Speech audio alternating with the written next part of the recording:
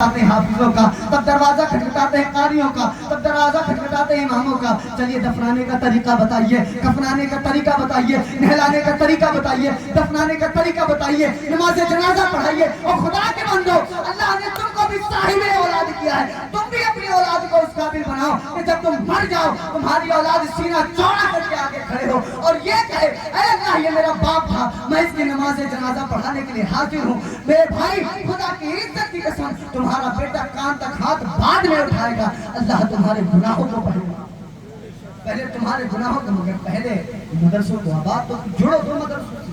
کتنے بچے اس گاؤں میں گھومتے رہتے، دیکھتا ہوں میں، اسی گاؤں میں امامت کرتا ہوں، پڑھاتا بھی اسی گاؤں میں، دیکھتا ہوں وہاں کسی بچے کو ڈانٹ تو گھر والے شکایت لے کر، نہیں میرے بھائی علم دین حاصل کرنا بڑا۔ میں چھوٹا سا واقعہ میں آپ کو بتا کر اپنی بات ختم کر رہا ہوں۔ حضرت بایزید بستامی رضی اللہ تعالیٰ عنہ کے ایک شاگرد، بڑے معتبر شاگرد، حضرت بایزید بستامی رضی اللہ تعالیٰ عنہ کے ایک شاگرد بادشاہ کے بیٹے آتے تھے بایزید بستامی کے پاس درس حاصل کرنے، پڑھنے کے لیے۔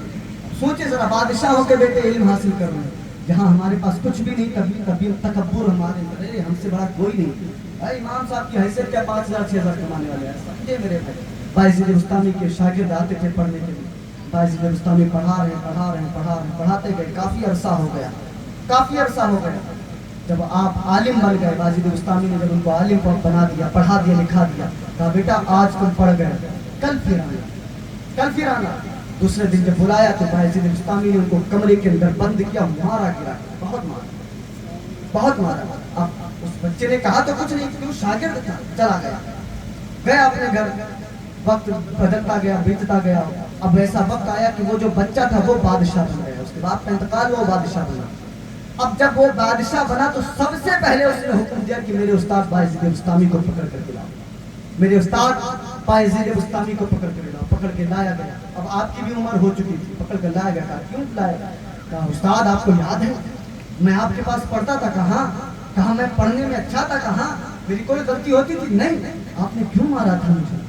بایزید بستامی نے کہا آج ہی کے دن کے لیے مارا تھا، آج کے دن کے لیے۔ فرمایا میں سمجھا نہیں کچھ۔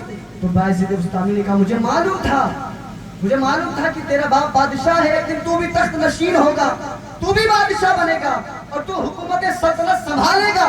میں نے تجھے اس لیے مارا تھا، میں نے تجھے مارا یہ سوچ کر تھا کہ جب تجھے یاد ہوگا کہ میں نے تجھے مارا تھا، تو جب حکومت ہوگی، جب تیری حکومت سلطنت ہوگی تو مجھے پکڑے گا، تو میری گرفت کرے گا۔ میں تجھ سے کہوں یہ بات سن، آج تیری حکومت ہے تو تو مجھ کو لے کر کے آیا ہے، مجھ کو گرفتار کر کے اپنی بارگاہ میں لے کر آیا ہے۔ میں تجھ کو یہی سمجھانا چاہتا تھا کہ آج تو مضبوط ہے، کسی پر ظلم نہیں کرنا، ورنہ کل بروز محشر یہ غریب، یہ مظلوم مضبوط ہوں گے۔